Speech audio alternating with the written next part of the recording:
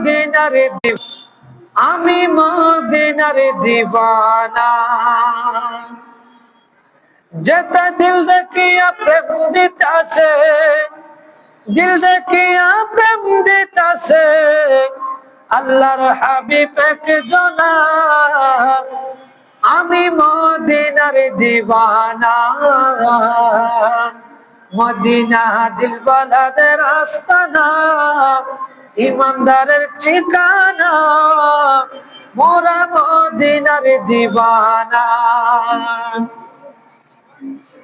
ইসলামের মূলেতে যিনি আমাদের নবীজি তিনি আশিকেরি জানেরি জান নয়নের মনি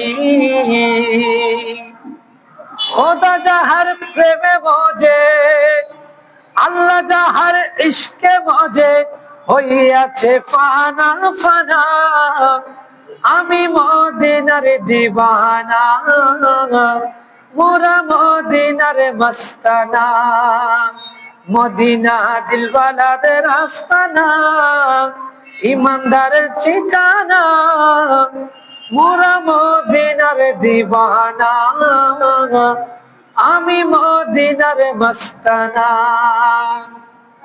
যদি আমি মারে যাই সোনারে সুন্নি ভাই আমার কবর দিও মদিনা মাতায় মোর জানাজা পড়াই যেন মোর জানাজা পড়াই যেন সুন্নি হকে মাওলানাই মোরা মদিনার দিবানা মোরা মদিনার মস্তানা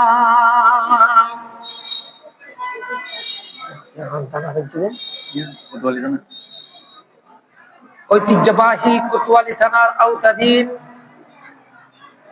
চারাগে চাঁদ গ্রাম পীর বদলাউলিয়া কিবলায়ে কাবা আলাইহির রহমান আস্থানাগাহ তথা ইবাদতগাহ যেখানে বসেই ইসলামের বাণীগুলো মানুষের কাছে পৌঁছিয়েছেন এরকম বরকতমণ্ডিত স্থানে আজ শবে বরাতের রাত্রিতে আল্লাহ আমাদেরকে যাদেরকে বসার তৌফিক দান করেছেন বিশেষ করে মাইকের আওয়াজের মাধ্যমে যতটুকু পর্যন্ত আমার আওয়াজ যাচ্ছে পর্দা নশীদ মুসফরাত ফাওয়াতিন আযম রাহিমানা ওয়া রাহিমাকুমুল্লাহু তাআলা ফিদ দারাইন আসসালামু আলাইকুম ওয়া রাহমাতুল্লাহি ওয়া বারাকাতুহু ওয়া আলাইকুম আসসালাম ওয়া রাহমাতুল্লাহি ওয়া বারাকাতুহু আমরা সর্বপ্রথম ওই মহান সত্তার দরবারে শুকরিয়া জ্ঞাপন করছি যে আল্লাহ আমাদেরকে হায়াত দিয়েছেন সুস্থতার হায়াত দিয়েছেন আল্লাহর ঘর মসজিদ থেকে নামাজ পড়ে পবিত্র শবে বরাত উপলক্ষ করে আউলিয়ার এই আস্থানাগাহের মধ্যে আসার বসার তৌফিক দান করেছে সেই শুকরিয়া জ্ঞাপনার্থে সকলে বলি আলহামদুলিল্লাহ লক্ষ করোড় দরুদ সালামের নাজরানা পেশ করছি মানবতা মুক্তির দিশারি সাহেবে লাউলাদ রাহমাতুল লিল আলামিন নবী মায়ার নবী দয়ার নবী যেই নবী দুনিয়ায় আগমন করার পর থেকে উম্মতি উম্মতি বলে বলে কান্না করেছেন এখনো উম্মতি উম্মতি বলে বলে আমরা গুনাহগারদের জন্য যেই নবী রওজায়ে আতহারে কান্নারত অবস্থায় রয়েছে এবং যেই নবীর ওসিলায় আমরা শবে বরাত পেয়েছি এত সুন্দর মসজিদ পেয়েছি এত সুন্দর আউলিয়ায়ে কেরামের আস্তানাগাহ পেয়েছি সেই রাসূলে কায়নাতের কদমে শুকরিয়ার সিজদা আদায়ার্থে লক্ষ করোড় দরুদ সালামের নাজরানা পেশ করছি আল্লাহ তাআলা আমাদের প্রত্যেকের পক্ষ থেকে পৌঁছে দিক সকলে বলুন আমিন আজ একত শবে বরাতের রাত আর একত আমরা বসেছি আউলিয়ায়ে কেরামের আস্তানাগাহ আল্লাহ যদি আমাদেরকে তৌফিক দান করে তাই আমি বিশেষভাবে অনুরোধ করব যারা বাহিরে ঘোরাফেরা করছেন অন্তত একটা রাত আল্লাহর প্রেমে রাসূলে কায়নাতের মহব্বতে আউলিয়ায়ে কেরামের আজমতের উপর কাটানোর জন্য আমাদের মাইক সংশ্লিষ্ট অনুষ্ঠান স্থলে সকলকে আসার বসার অনুরোধ করেছে। আল্লাহ কোরআনে কারীমের মধ্যে বলেন, হামিম ওয়াল কিতাবিল মুবিন। সুবহানাল্লাহ। আল্লাহ বলেছেন, আল্লাহ এরকম হরফে মুকদ্দারাত গুলা 29টা সূরার আগে এনেছেন। কয়টা? 29টা। আল্লাহ যখন কোন জিনিসের যখন গুরুত্ব দিতে চায়, আল্লাহ ওই জিনিসটা ওই আয়াতের শুরুতে, ওই সূরাগুলোর শুরুতে আল্লাহ হরফে মুকদ্দারাত নিয়ে আসে। আল্লাহ বলছে ওয়াল কিতাবিল মুবিন। আমরা যখন কোন একটা বই লিখে, একজন রাইটার ওই বই লিখার পরে বলে দেয়, আমার বইয়ের মধ্যে যদি কোনো ভুল ত্রুটি হয়ে থাকে, পাঠকের চোখের মধ্যে যদি আমার বইয়ের কোনো ভুল যদি পরিলক্ষিত হয়, তাহলে লেখক বরাবর জানানো উচিত।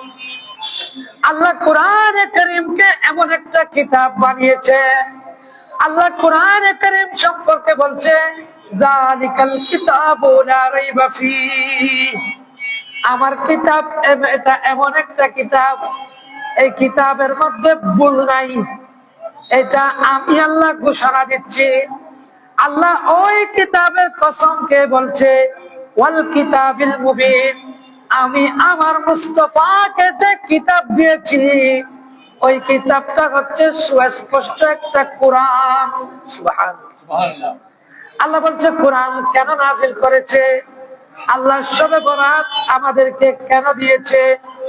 আমরা যদি আলোকপাত করি, আমরা যদি আমাদের নবীর আগের দিকে যাই, আমাদের নবীর পূর্ববর্তী যারা উম্মত ছিল, তাদের কাছে শবে বরাত ছিল না, তাদের কাছে আল্লাহ আমাদেরকে শবে বরাত দিয়েছে, আল্লাহ আমাদেরকে শবে কদর দিয়েছে, রমজানের রোজা দিয়েছে। এগুলো কেন দিয়েছে?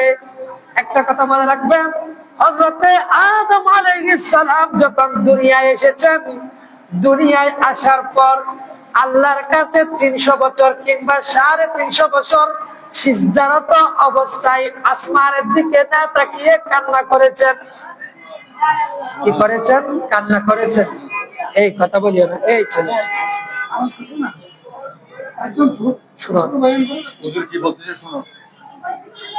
হযরতে আদম আলাইহিস সালাতু ওয়াস সালাম যখন দুনিয়ার জমিনে আসলেন, আসার পর কান্না করেছেন এক আল্লাহকে খুশি করার জন্য।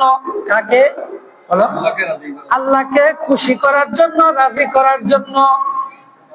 এভাবে হযরত নূহ আলাইহিস সালাম, ওনার নাম ছিল আব্দুর রহমান। নূহ মানে কান্না করা, নূহ মানে উনি আল্লাহর পথে এতই কান্না করতেন, আল্লাহর কাছে, আল্লাহর দরবারে কাঁদতে কাঁদতে ওনার নামটা নূহ হয়ে গিয়েছে। সুবহানাল্লাহ। উনি কান্না করেছেন তবুও আল্লাহকে খুশি করার জন্য। আপনি যদি দেখেন হযরতে ইব্রাহিম নমরুদের যে আগুনের কূপের মধ্যে ওনাকে নিক্ষেপ করা হয়েছিল, আমাকে যদি কেউ বলে আগুনের মধ্যে ঝাঁপ দাও, আমি কখনো দিব না। কোন সুস্থ মস্তিষ্কবান মানুষ, যার কাছে সুস্থ মস্তিষ্ক আছে, সে কখনো আগুনের মধ্যে ঝাঁপ দিবে না। আপনি যদি দেখেন হযরতে ইব্রাহিম, উনি এমন একজন আল্লাহর নবী হওয়ার পরেও আগুনের মধ্যে ঝাঁপ দিয়েছে আল্লাহকে খুশি করার জন্য। কাকে? উনি নিজের জীবনের তোয়াক্কা করে নাই। হযরতে মূসা আলাইহিস সালাম এত বড় একজন পয়গম্বর ছিলেন, অনেক বড় জলিলুল কদর নবী ছিলেন। হযরতে মূসা ফেরাউনের বিরুদ্ধে যুদ্ধ করেছেন, সম্পত্তি নিয়ে নয়।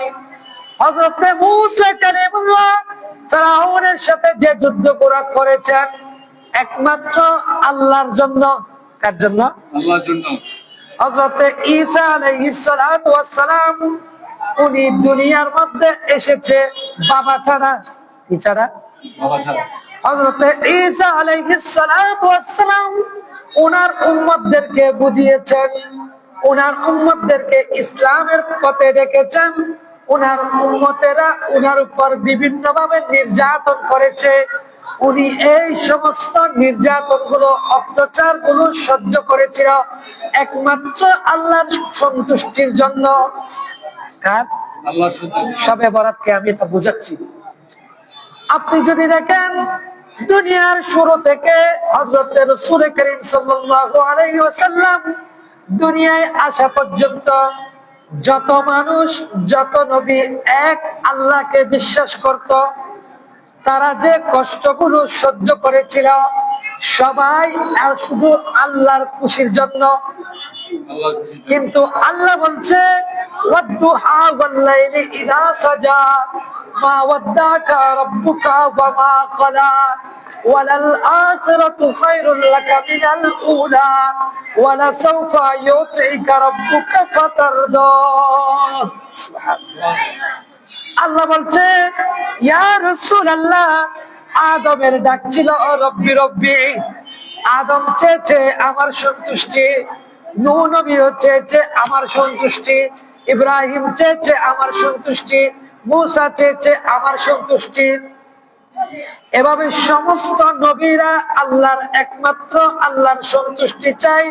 আল্লাহ বলছে ইয়া রাসূলুল্লাহ, আমি আল্লাহ আপনি নবীর সন্তুষ্টি চাই।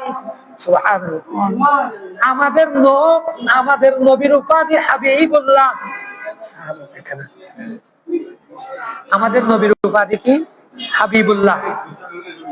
ইব্রাহিম নবীর উপাধি হচ্ছে খলিলুল্লাহ। বলে দাও। ইব্রাহিম নবীর উপাধি হচ্ছে খলিলুল্লাহ। খলিল মানে যিনি আল্লাহকে খুশি করতে চায়। আর আমাদের নবীর উপাধি হচ্ছে হাবিবুল্লাহ। হাবিবুল্লাহ মানে যাকে আল্লাহ খুশি করতে চায়। সুবহানাল্লাহ। হযরত রাসূল করিম সাল্লাল্লাহু আলাইহি ওয়াসাল্লামকে আল্লাহ ওয়াদা দিয়েছেন, ইয়া রাসূলুল্লাহ, ইয়া হাবিবাল্লাহ, আমি আপনি নবীর সন্তুষ্টি চাই। ওয়ালা সাওফা ইউতিকা রাব্বুকা ফাতারদা। ইয়া রাসূলুল্লাহ, আমি আপনাকে এমন এমন বিষয় দিব, আমি আপনাকে অচিরে এমন এমন কিছু দান করব, আপনি রাসূল খুশি হয়ে যাবেন। সুবহানাল্লাহ।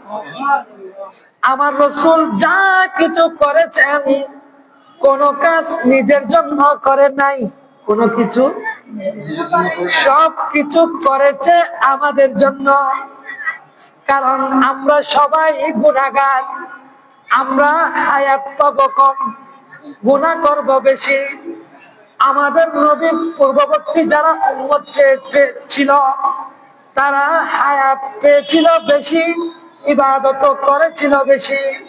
আল্লাহ রাসূল আল্লাহর দরবারে ফরিয়াদ জানান, মাওলা আমার যারা উম্মত হবে তারা তো হায়াত পাবে কম, আমার উম্মতরা দুনিয়ার মধ্যে ডুবে থাকবে। আল্লাহ আমার উম্মতরা গুনাহ করবে বেশি, আল্লাহ তাদের গুনাহগুলা কিভাবে মাফ করাবে? আল্লাহর সাথে যখন আমার রাসূল যখন এগুলো নিয়ে যখন কথা বলছে, আল্লাহ আমার রাসূলকে ওয়াদা দিয়েছেন, ইয়া রাসূলুল্লাহ, আপনি যেভাবে খুশি হবেন আমি আপনাকে সেভাবে দিব। সুবহানাল্লাহ। দরুদ পড়ো, সালাত ইয়া রাসূলুল্লাহ, সালাম ইয়া হাবিবাল্লাহ আলাইকুম। আল্লাহ আমার রাসূলকে কি ওয়াদা করেছিলেন? ইয়া রাসূলুল্লাহ, সবাই রব্বে হাবেলি রব্বে হাবেলি বলে বলে চিৎকার করলেও আমি রাসূলের, আপনি রাসূলের সন্তুষ্টি খুঁজব। আল্লাহ বলেন, আল্লাহ আমাকে সন্তুষ্টি শুধুমাত্র একটি উপায়ে করা যাবে। কয়টি? একটি উপায়ে। একটি উপায়টা হচ্ছে ইয়া রাসূলুল্লাহ, ইয়া আল্লাহ, যদি কাল কিয়ামতের ময়দান হয়, আল্লাহ তুমি আমার উম্মত গুলাকে মাফ করে দিও। আরে আল্লাহ কি চাই? আল্লাহ রাসূলকে, আল্লাহ যখন রাসূলের সাথে যখন এই কথাগুলো বলছিল, আল্লাহ রাসূলকে আল্লাহ সন্তুষ্টি করার জন্য, ইয়া রাসূলুল্লাহ, আপনার উম্মতরা হায়াত পাবে কম, গুনাহ করবে বেশি, ইবাদত করবে কম, দুনিয়া নিয়ে ব্যস্ত থাকবে বেশি, তারা বাঁচবে কিভাবে?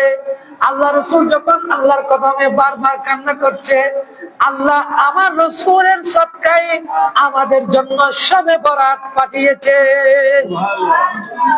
শবে বরাত কেন দিয়েছে? আল্লাহ আমার রাসূলের সন্তুষ্টি অর্জন করার জন্য।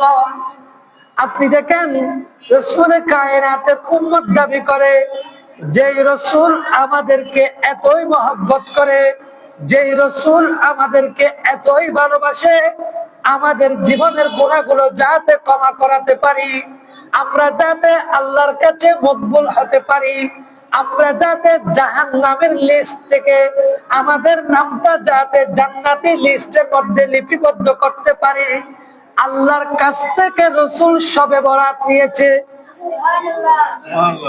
আপনি দেখেন অনেক দুর্ভাগা আছে শবে বরাত ইবাদত করছে, এগুলা হচ্ছে দুর্ভাগা।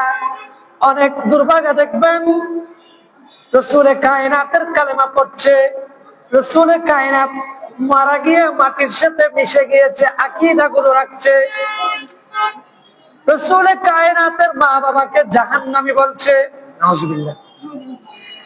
এগুলো হচ্ছে রাসূলকে এক প্রকার কষ্ট দেওয়া। আপনি যদি এই কথাটা যদি বিশ্বাস করেন রাসূলে কায়নাতের মা বাবা জাহান্নামী, তাহলে বিধর্মীদের পক্ষ থেকে সর্বপ্রথম যে জবাবটা আসবে, যিনি নবী হয়ে আপন মা বাবাকে বাঁচাতে পারছে না, উনি উম্মত বাঁচাবে কিভাবে? আসবে না দলিলটা? এখন শুনুন, এই আকীদাটা একটু দুরস্ত করুন। আমার রাসূলে কায়নাতের মা বাবাকে কেউ যদি জাহান্নামী বলতে চাই, আমরা হচ্ছে সুন্নি মুসলমান। কোন মুসলমান? এখন আমাদের আকীদা যে ঠিক, আমরা যে হক পথে আছি, এটা আমরা বুঝবো কিভাবে?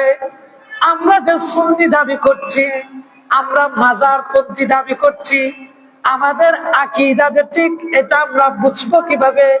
এটা বোঝার সর্বপ্রথম সবচাইতে বড় সূত্র হচ্ছে, আমরা যদি একটু চিন্তা করি, ইসলাম যাদের মাধ্যমে ধারাবাহিক ভাবে এসেছে আমাদের পর্যন্ত, তাদের যে আকীদা ছিল, তাদের যে বিশ্বাসগুলো ছিল, আমাদের বিশ্বাসগুলো তাদের সাথে পরিপূর্ণ মিলে যায়।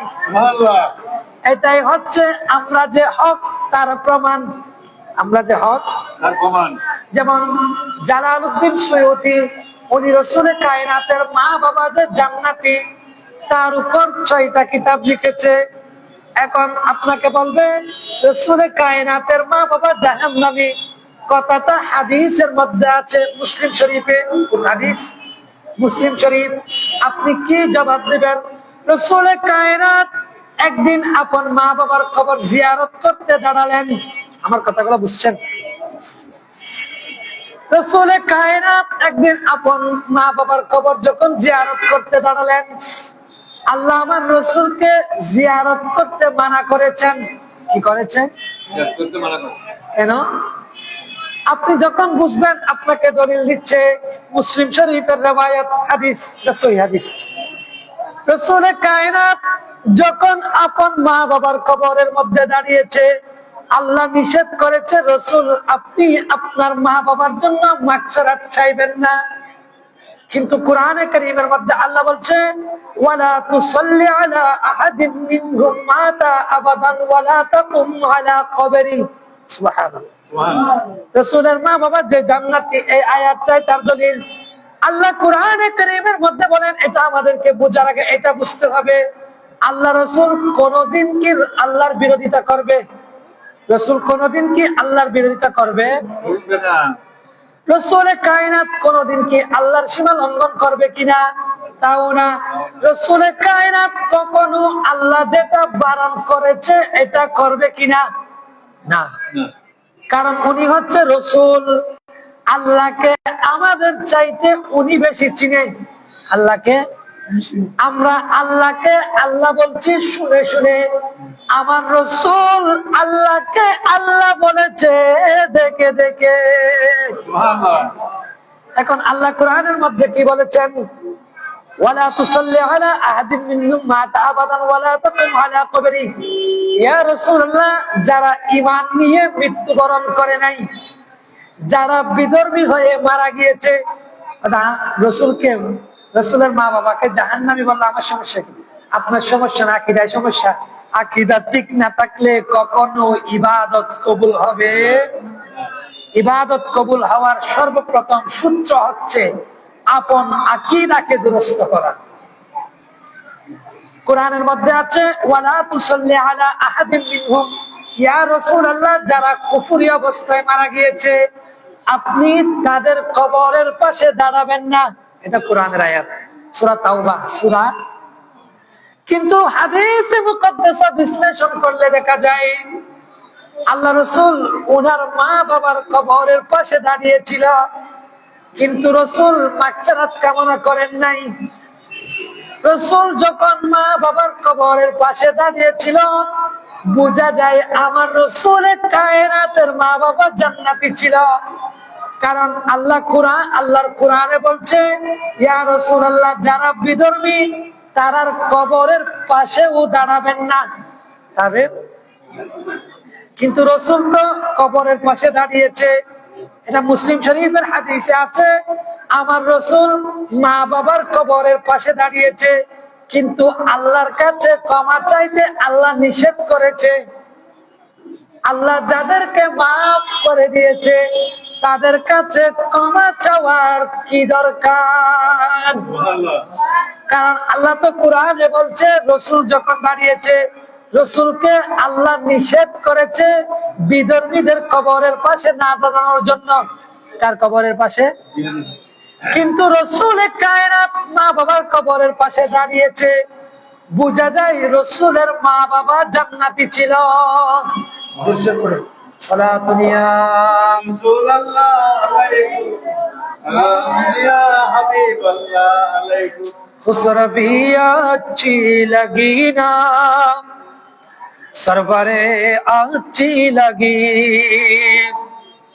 हम फकीरों को मदीने की गली अच्छी लगी। सलातुन या रसूलुल्लाह अलैकुम, सलाम या हबीबल्लाह, मैं न जाऊंगा कहीं भी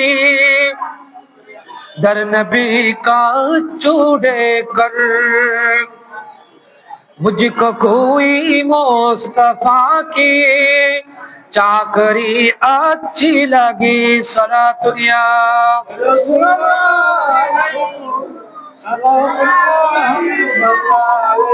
রাসূল কায়নাতের কবরের পাশে দাঁড়ানো দ্বারা বোঝা যায় আল্লাহ আমার রাসূল কায়নাতের মা বাবাকে জান্নাতি হিসেবে কবুল করেছে। সুবহানাল্লাহ। এগুলো হচ্ছে আকীদা। আমি দিক দিয়ে যাচ্ছি না। সবে বরাতটা এসেছে কেন? রাসূল কায়নাতকে আল্লাহ বলছে ইয়া রাসূলুল্লাহ, আপনি যতক্ষণ খুশি হবেন না আমি আপনাকে ততক্ষণ দিব। আল্লাহ রাসূল বলেন আমার উম্মতকে মাফ করলে আমি খুশি হব। আল্লাহ বলছে ইয়া রাসূলুল্লাহ, আমি আপনাকে এমন কিছু রাত দিব, এমন কিছু মুহূর্ত দিব, এমন কিছু সময় দিব, আপনার উম্মতেরা যদি ওই রাতগুলোতে ইবাদত করার মতো করে, ওই রাতগুলোতে যদি আমি আল্লাহকে ডাকার মতো ডাকে, আমি আল্লাহ তাদের জীবনের গুনাহগুলো মাফ করে দিব। আল্লাহ কেন পাঠিয়েছেন? ইন্না আনজালনাহু ফি লাইলাতিন মুবারাকাহ। আল্লাহ বলছে আমি কোরআন বরকতমণ্ডিত রাতে নাযিল করেছি। আল্লাহ আরশে আজিম থেকে দুনিয়ার আসমানে কোরআনকে আজকে রাত্রিতে নাযিল করেছে। কখন? আজকে রাতে। আস্তে আস্তে দুনিয়ার আসমান থেকে রাসূলে কায়নাতের 23 বছর ধারাবাহিক জীবনের মধ্যে ধীরে ধীরে বাকিগুলো আস্তে আস্তে 23 বছরে নাযিল হয়েছে। সুবহানাল্লাহ। এখন এগুলা কেন নাযিল হয়েছে? আল্লাহ বলছে ইন্না কুন্না মুনজিরিন। সুবহানাল্লাহ। আল্লাহ রাসূল কোরআন, আল্লাহ বলেন আমি কোরআন নাজিল করেছি ইয়া রাসূলুল্লাহ ইয়া হাবিবাল্লাহ, যাতে আপনার উম্মতেরা আমি আল্লাহকে ভয় করে। কাকে? আল্লাহকে। আমি আল্লাহর জাহান্নাম থেকে বেঁচে থাকে। কাল কিয়ামতের ময়দান যখন হবে, আমরা সবাই আল্লাহর সামনে দাঁড়াবো। কার সামনে? আল্লাহর সামনে। আমরা সবাই যখন আল্লাহর সামনে দাঁড়াবো, আল্লাহ আমাদেরকে জিজ্ঞেস করবে, সূরাতুল মুলুকের মধ্যে আছে, আল্লাহ আমাদেরকে জিজ্ঞেস করবে ক্বালু বালা ক্বাদ জাআনা নাযীর, এই রাতগুলো দিয়েছে গুনাহকে মাফ করানোর জন্য।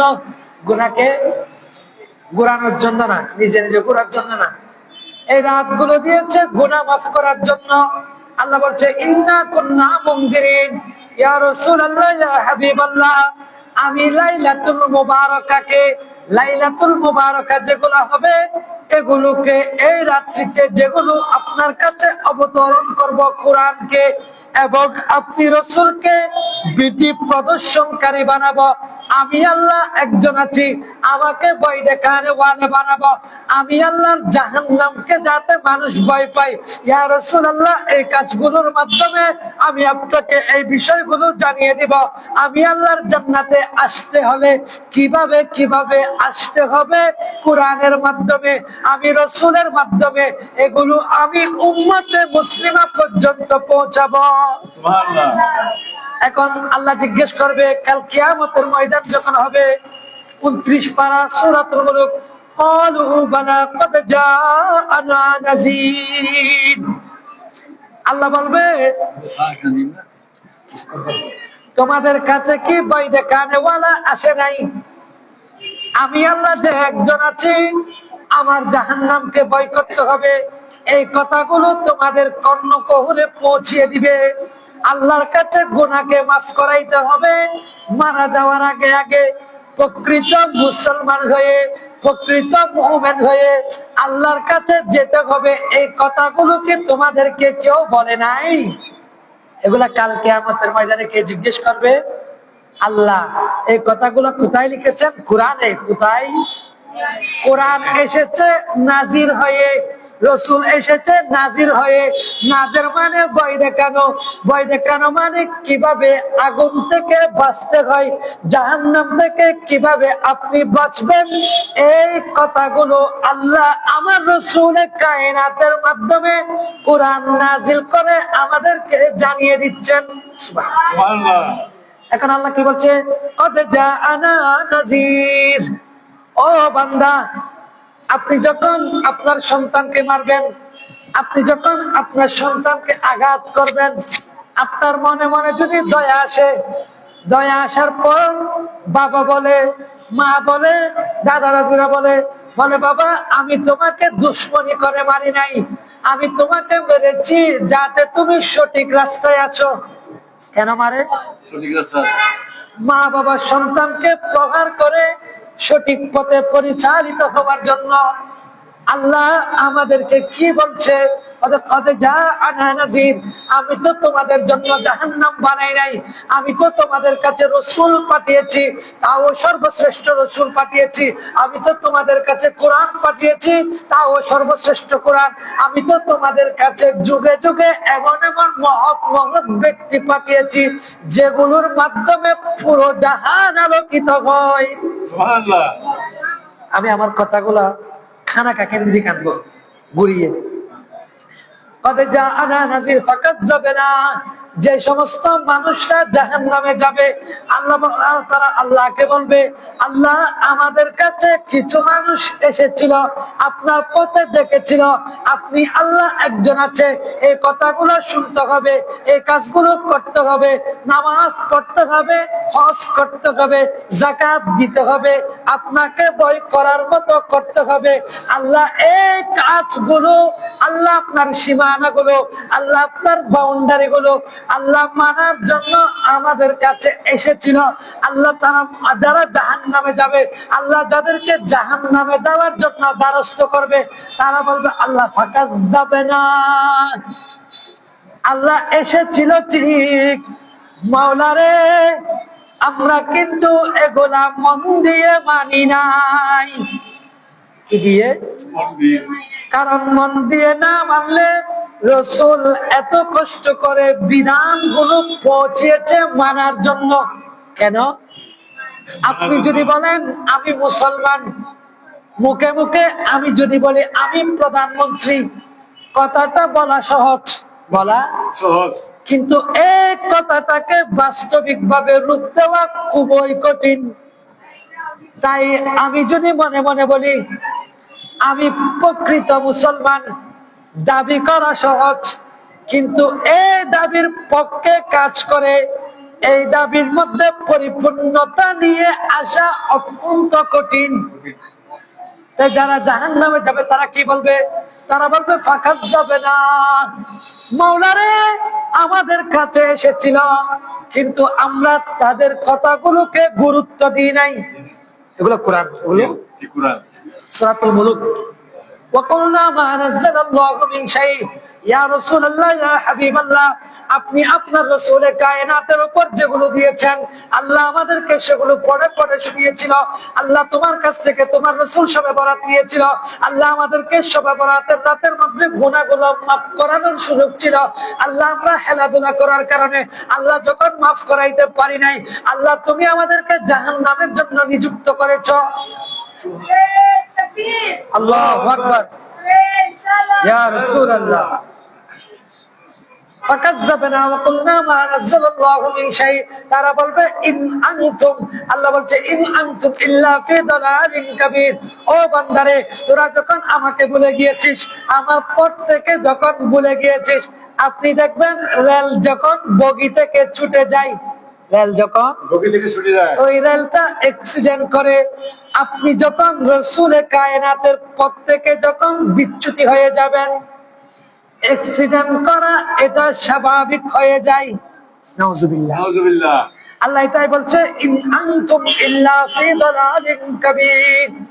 যখন আমার রাসূলের বিধানকে যখন অস্বীকার করেছো, তোমাদেরকে এটা বড় গুনাহের মধ্যে নিমজ্জিত করেছিল।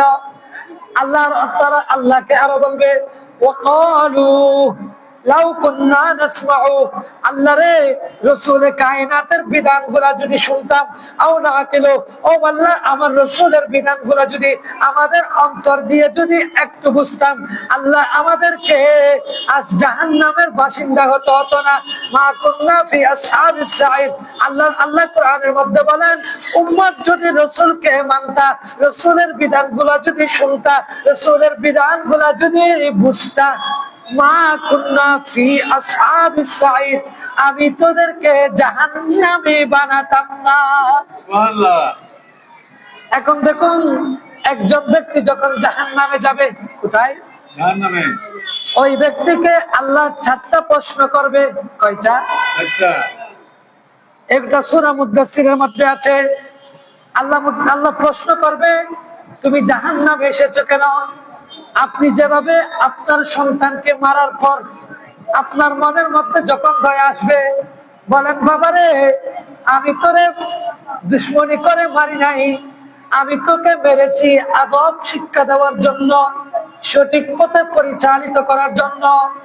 আমরা রসুল পেয়েছি, আমরা কোরআন পেয়েছি, শবে বরাত পেয়েছি, এত এত বিধান পাওয়ার পরেও যখন আমরা যখন জাহান্নামের মধ্যে নিমজ্জিত হয়ে যাব, আল্লাহ আমাদেরকে জিজ্ঞেস করবে ও বান্দা জাহান্নামে এসেছো কেন?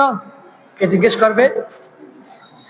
আল্লাহ গায়েবী আওয়াজ দিয়ে জাহান্নামবাসী মুসলমানদেরকে জিজ্ঞেস করবে ও মুসলমান, আমি তো মুসলমানের জন্য জাহান্নাম বানাই নাই, আমি তো মুসলমানের জন্য জান্নাত বানিয়েছি।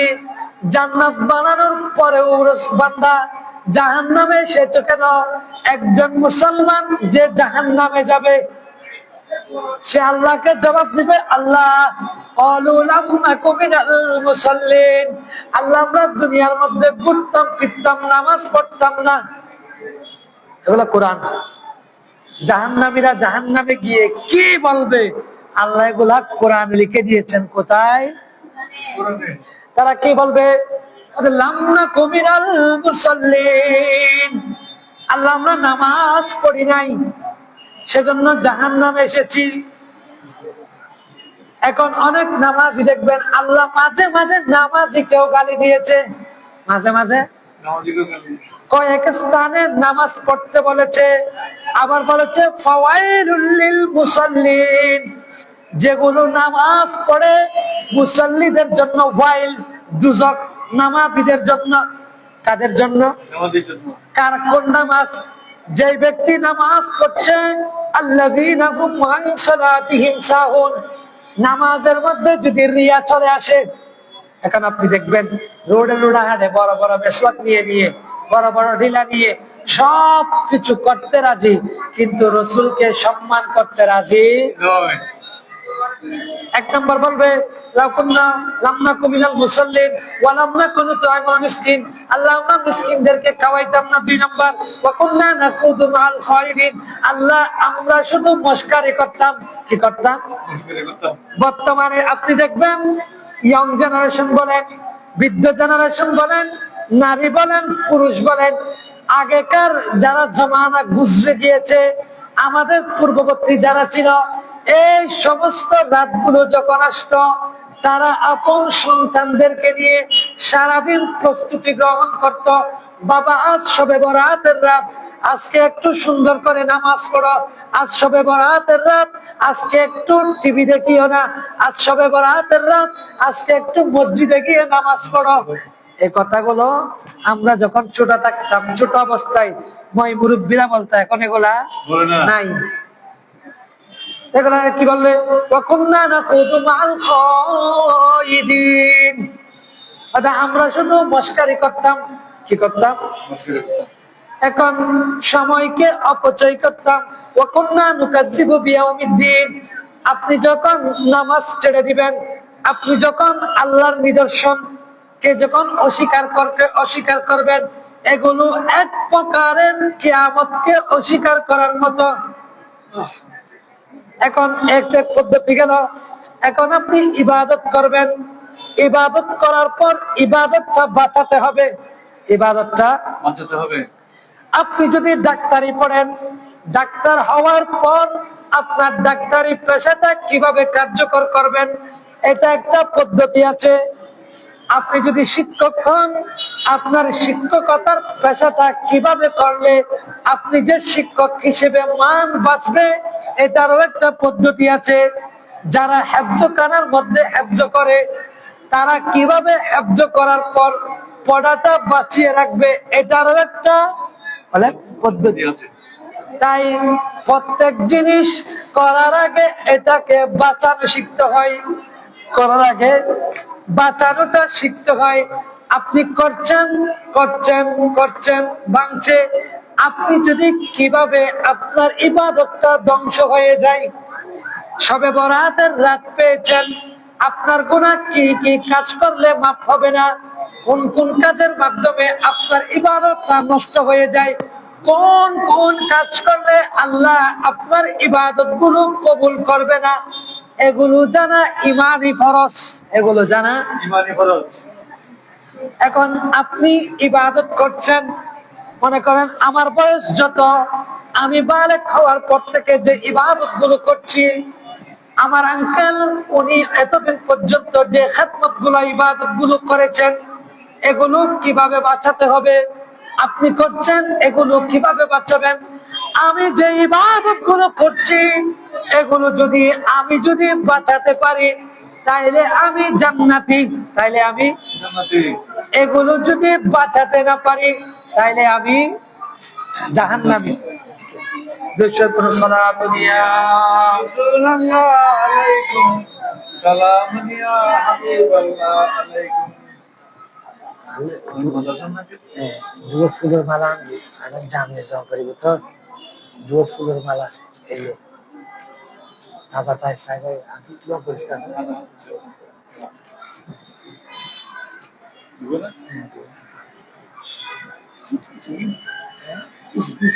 ফুলের মালা জামিয়ে ফুলের মালা রাসূলুল্লাহ আলাইকুম अर्श हक है मसनद रिफ़े अते रसूलुल्लाह की देखनी है हशर में इज्जत रसूलुल्लाह की सलातुनिया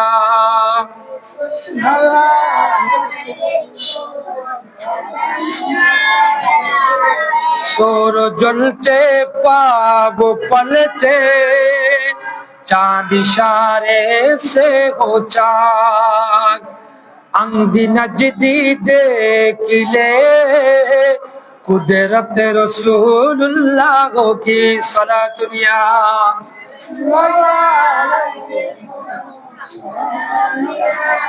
तुझसे और जन्नत से क्या मतलब वहाँ भी दूर हो हमें रसूलुल्लाह की जन्नत रसूलुल्लाह की सलातुनिया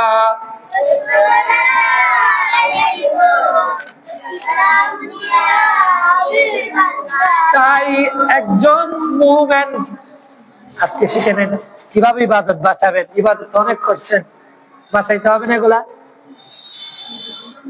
আপনি দেখবেন ইবাদত গুলো অনেকে করে কিন্তু সবার গুলো বাঁচে না। যার ইবাদত গুলো বেঁচেছে উনি সিদ্দিক আকবর হয়েছে। আস্তে আস্তে যার ইবাদত গুলো বেঁচেছে, যার ইবাদত গুলো করেছে ও বেঁচেছে, উনি পীর বদরাউলিয়া হয়েছে। সুবহানাল্লাহ।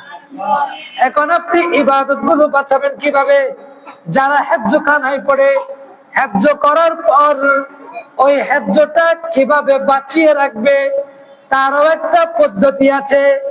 আপনি যদি চিন্তা করেন, একজন ছোট শিশু নবজাতক যখন দুনিয়ায় আসে, বিছনার মধ্যে প্রস্রাব করে, বিছনায় ওই নবজাতক যখন দুনিয়ার মধ্যে আসে বিছনার মধ্যে প্রস্রাব করে, কিন্তু তার মধ্যে যখন আকল আসে কি কোনটা ভালো কোনটা মন্দ, প্রস্রাব যে খারাপ জিনিস, প্রস্রাব যে মানুষের গায়ে লাগলে খারাপ লাগে, এটা যখন তার কাছে যখন হয়ে যায়, তার ব্রেনে যখন এই বিষয়টা ক্যাপচার করে, এগুলো প্রস্রাব, এগুলো যদি আমার গায়ে লাগে কিংবা এগুলো যদি অন্য কারো গায়ে লাগে খারাপ দেখাবে, এই বিষয়টা যখন তার মধ্যে উপলব্ধি হয়, ওই ছেলে আর বিছনায় প্রস্রাব করে। কথা বলেন, আর বিছনায় প্রস্রাব করে? কিন্তু আমি ইবাদত করছি, আমার ইবাদতটা কবুল করানোর জন্য আল্লাহ যাদেরকে পছন্দ করেন না, আল্লাহ যাদেরকে পছন্দ করেন না, রাসূল করিম যাদেরকে পছন্দ করেন না, তাদেরকে ছেড়ে দিতে হবে, তাদেরকে। আপনি যদি দেখেন আল্লাহ কোরআনকে আজকে রাত্রিতে পাঠিয়েছে, কোরআন আজকে রাত্রি আল্লাহ নাযিল করেছে। আল্লাহ কোরআনে কারীম তেলাওয়াতের শুরুতে আউযু বিল্লাহ পড়া ওয়াজিব করেছেন। আউযু বিল্লাহ মানে আরেকজনকে গালি দেওয়া, আউযু বিল্লাহ মানে শয়তান থেকে পানা চাওয়া, আউযু বিল্লাহ মানে শয়তানকে দূর দূর করে তাড়িয়ে দেওয়া।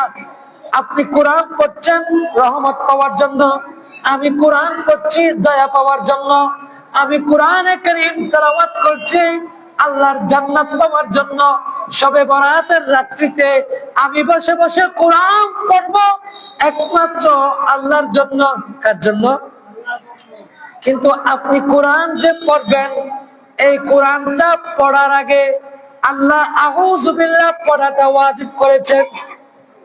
আপনি একটু সুস্থ মস্তিষ্কে চিন্তা করুন, আউযু বিল্লাহ মানে আরেকজন থেকে পানা চাওয়া, আউযু বিল্লাহ মানে আরেকজন থেকে বেঁচে থাকা।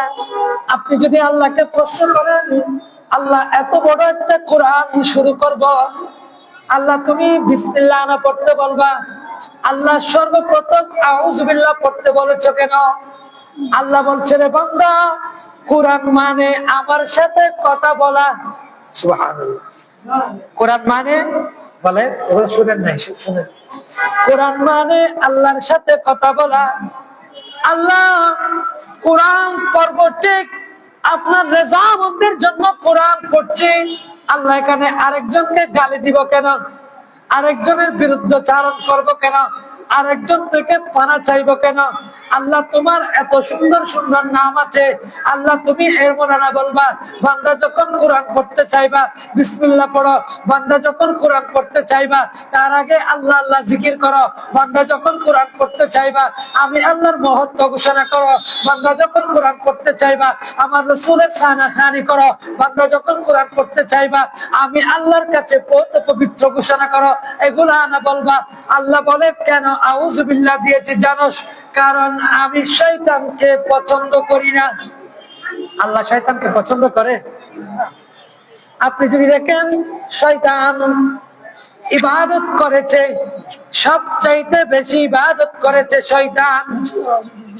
সবচাইতে বেশি ইবাদত করেছে কে? শয়তান। শয়তান ইবাদত করেছে, ইবাদতকে বাঁচানোর পদ্ধতিটা শিখে নাই। শয়তান ইবাদত করেছে, ইবাদত গুলো কিভাবে বাঁচবে এই পদ্ধতিটা সে জানতো না।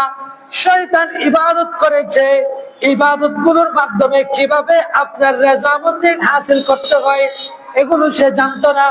শয়তান ইবাদত করেছে, এই ইবাদত গুলোকে কিভাবে কাজে লাগাইতে হবে এই পদ্ধতিটা শয়তানে জানে না। শয়তানে না জানার কারণে শয়তান তার ইবাদত গুলো বাঁচাতে পারে নাই। তাই আল্লাহ বলছে বান্দা তোমরা যারা কোরআন তেলাওয়াত করতে চাইবা, তোমরা যখন নামাজ শুরু করতে চাইবা আপনি দেখবেন কোরআন তেলাওয়াতের শুরুতে আউযু বিল্লাহ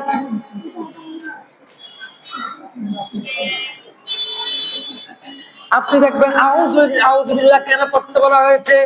আল্লাহ বলেন আমি যাকে পছন্দ করি না, আমি যাকে ঘৃণা করি শয়তানকে, বান্দা তুই যখন তাকে যখন লাঞ্ছনা করে ভৎসনা করে আমার কালাম শুরু করবা, আপনি যখন কাউকে যখন অপছন্দ করেন তাকে কেউ মারলে আপনি মনে মনে খুশি হন, হয় না মানুষ?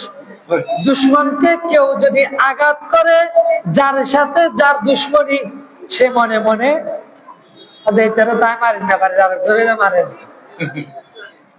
এখন আল্লাহ বলছে আমি শয়তানকে অপছন্দ করি। যখন আমার রহমত যখন পেতে চাইবা, আমার কাছে যখন আসতে চাইবা, আমার যারা দুশ্মন আছে তাদেরকে যখন ভৎসনা করে, তাদেরকে যখন লাঞ্ছনা দিয়ে শয়তান থেকে পানা চেয়ে যখন কোরআন শুরু করবা, বান্দা তোমার মাঝে আর আমার মাঝে একটা মুওয়াদ্দাত মুহাব্বত সৃষ্টি হবে। সুবহানাল্লাহ। সেজন্য আল্লাহ ইয়া রাসূলুল্লাহ ইয়া রাসূল জিন্দাবাদ জিন্দাবাদ। আপনি দেখবেন শয়তান থেকে পানা চাইতে আল্লাহ কোরআন শুরু করার আগে আউযু বিল্লাহ পড়াকে ওয়াজিব করেছেন। আউযু বিল্লাহ পড়া কেন? কারণ আল্লাহ শয়তানকে পছন্দ করে না, আল্লাহ আল্লাহর কালামকে পছন্দ করে। তাই আল্লাহ বলছে আমি যাকে অপছন্দ করি, আমি যাকে ঘৃণা করি, তাকে তুমি যখন হিংসা করে আমার কাছে আসতে চাইবা, আমার মাঝে আর তোমার মাঝে মহব্বত বেড়ে যাবে। সুবহানাল্লাহ।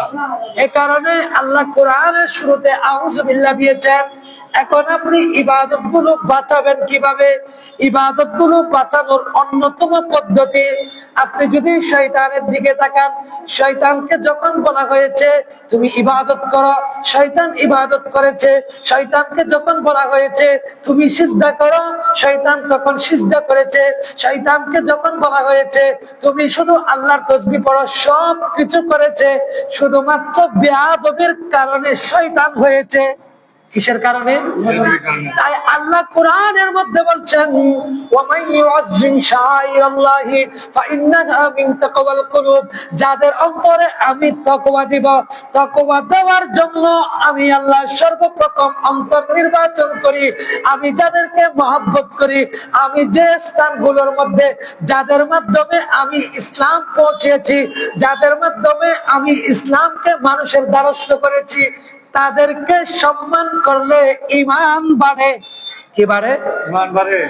আপনি যখন পীর বদরাউলিয়াকে সম্মান করবেন, তাহলে আপনার মধ্যে আমার মধ্যে ইমানি জজবা বেড়ে যাবে, আমাদের আমলটা টিকবে সম্মানের মাধ্যমে।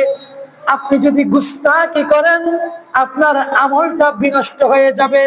আপনি যদি শয়তানের মতো ইবাদত করেন, শয়তানের মতো সব কিছু করেন, যখন আপনাকে বলা হচ্ছে রাসূল করিম সাল্লাল্লাহু আলাইহি ওয়াসাল্লামের শান আযমতে বেয়াদবি করিও না, রাসূলকে আমাদের মতো সাধারণ ধারণা করিও না, রাসূল মারা গিয়েছে এ কথাগুলো বিশ্বাস করিও না।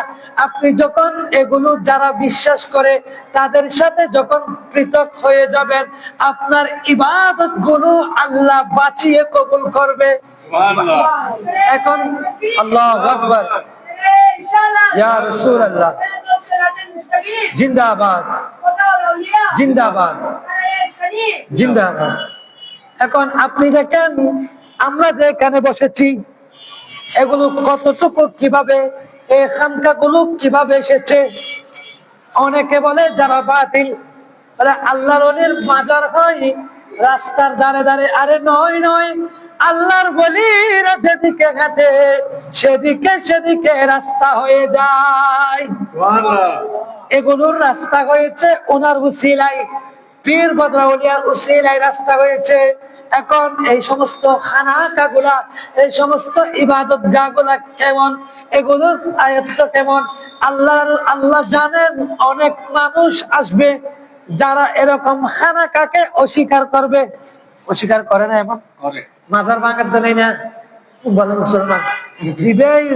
যে ব্যক্তি আল্লাহর শান ও আজমতের সাথে বেয়াদবি হয়, এমন কাজকর্ম করে, পৃথিবীর বুকে আল্লাহর অন্যতম নিদর্শন হচ্ছে আল্লাহর বলি, এটা কোরআন।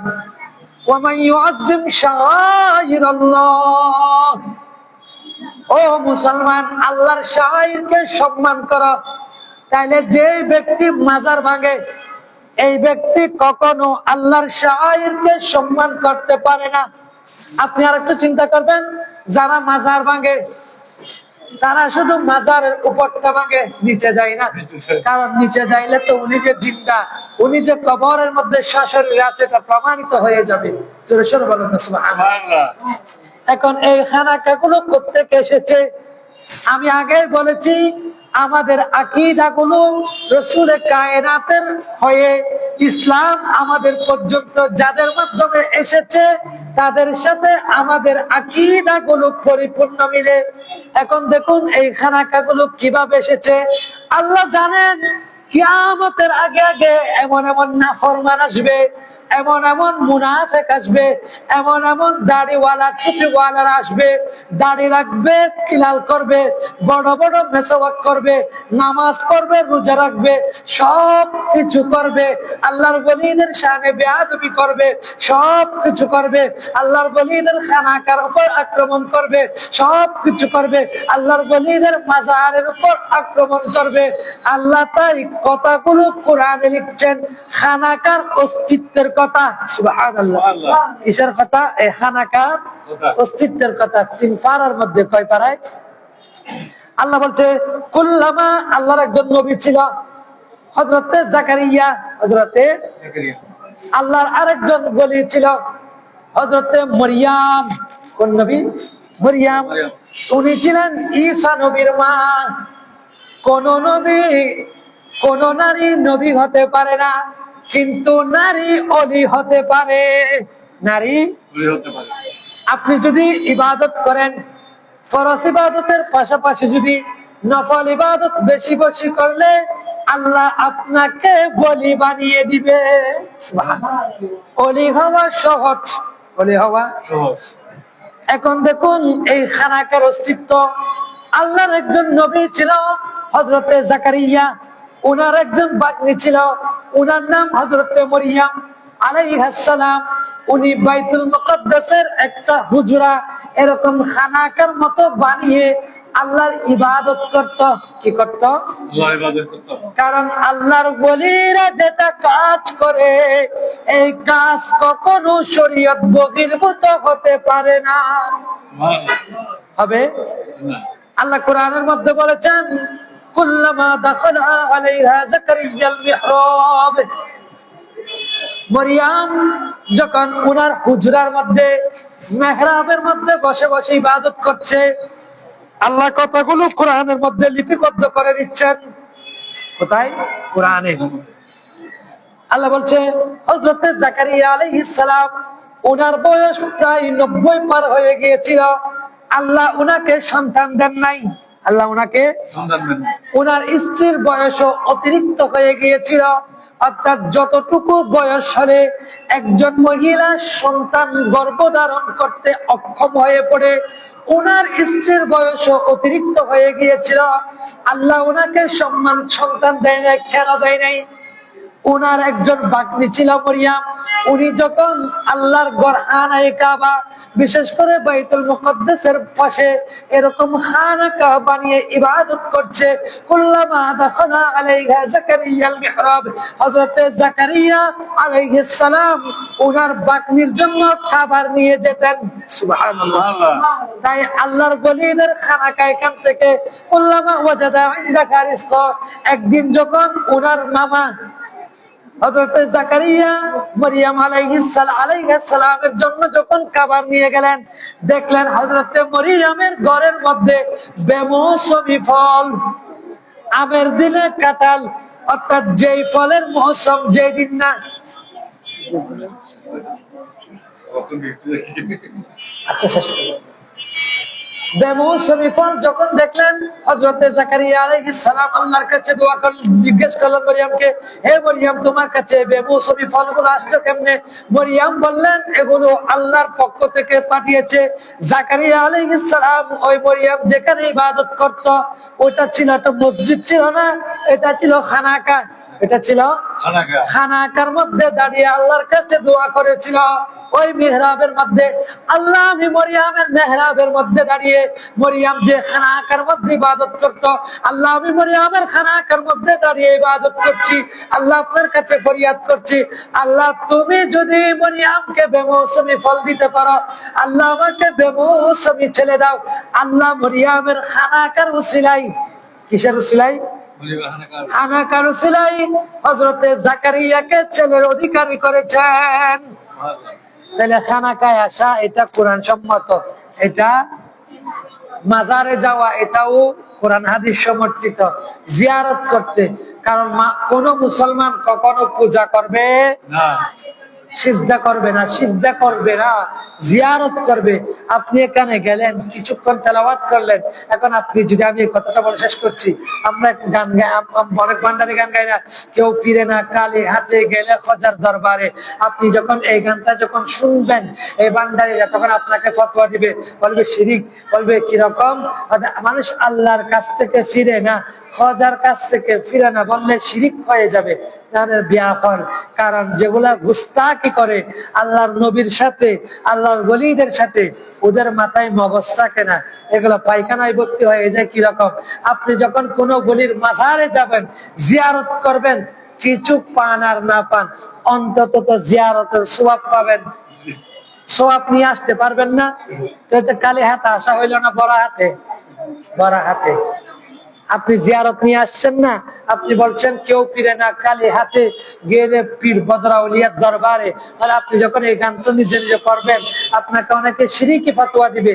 আপনি এই ফতোয়া থেকে বাঁচবেন কিভাবে? বলে আমি যে কিছু পাই নাই, এটা ঠিক। আচ্ছা, তোমার কথা অনুযায়ী আমি কিছু পাই নাই, অন্তত জিয়ারত করার কারণে তো সওয়াব পেয়েছি, আর কালি হাত তো নাই, মরে গিয়েছে। সুবহানাল্লাহ। ওয়া আখির দাওয়ানা আনিল হামদুলিল্লাহি রাব্বিল আলামিন। ইয়া নবী সালাম, ইয়া রাসূল